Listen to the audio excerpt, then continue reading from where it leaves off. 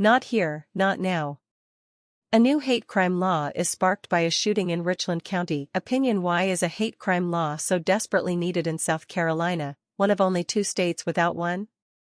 Because, according to security footage and what Richland County Sheriff Leon Lott said happened early on July 17 at a gated entrance to the 1,200-acre community northeast of Columbia, in the year 2025, a white man in a car can point a rifle at a black man in Spring Valley, where they both live, fire the gun at him, and derogatorily shout, "Keep running, boy."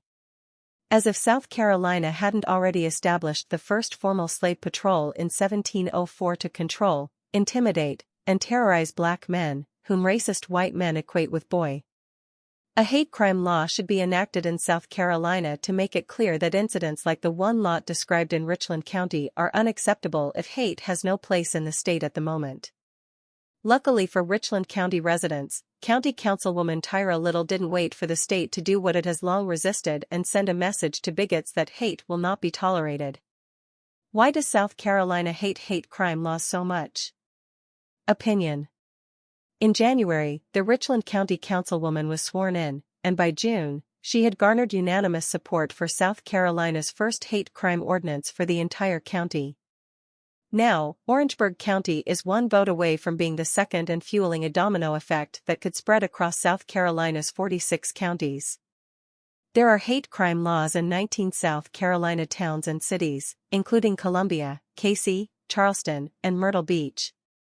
According to Lott, a 33-year-old man arrested on Thursday and charged with felony possession of a weapon during a violent crime and felony assault and battery of a high and aggravated nature also faces a misdemeanor violation of Richland County's brand-new, first-of-its-kind hate crime ordinance. According to a screen flashed at Lott's news conference on Friday, the man charged with the crimes told a police investigator, "So I went down there and I seen a man standing in the bushes. It was a black man in a white shirt, just standing out there at 4 in the morning, and I saw him there and he was by himself, so I was really going to do something at first and then." "What do you mean by that?" the investigator interrupted the man. "I was going to fire at him, then. I was going to shoot at him."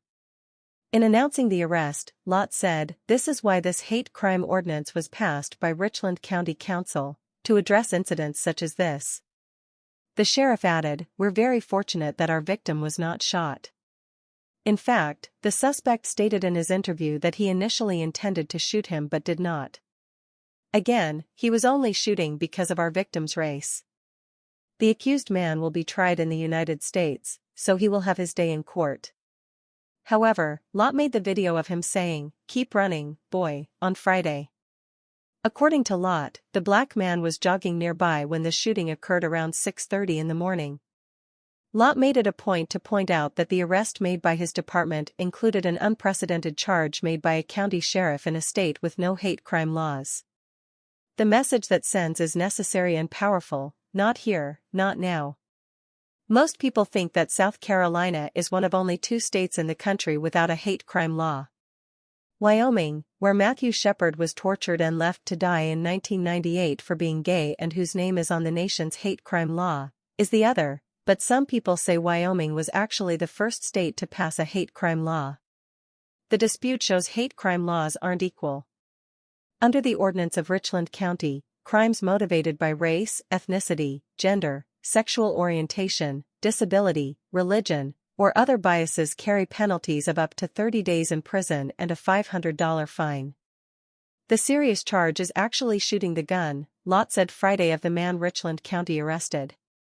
However, what he did was motivated by hatred, and I believe that charge should also be added. I think it tells people in our community that you can and will be arrested if you do something just out of hatred. That's why it's there. He continued, "It's not the sentence so much as, I think, being proactive and preventative. Maybe it will prevent someone from doing something based solely on hate because they know they can be prosecuted now. We could only take it to the federal system and allow them to make charges before this. Since Dylan Roof killed 9 people, including a pastor and state senator, it has been 10 years. Clementa Pinckney, in a racially motivated attack in Charleston's Emmanuel AME Church. Roof is on federal death row after being found guilty on 33 federal hate crime counts. Some of the stalled bills to create a statewide hate crime law in South Carolina bear Pinckney's name. Why a new memorial to the Emanuel 9 should be held at Allen University. Little said in an interview on Friday shortly after Lott's news conference that she was relieved that the targeted Spring Valley man had not been injured, but that the frightening incident could traumatize him and others, including anyone who might consider going for a morning jog. She stated, "We thank God the man is still alive, but he now needs to process this trauma. Because it's trauma. Based on circumstances that he can't do anything about." She was made even more convinced by the shooting that a hate crime law was needed in the first place. "We did the right thing by the citizens of Richland County," she said. "Anyone could experience this."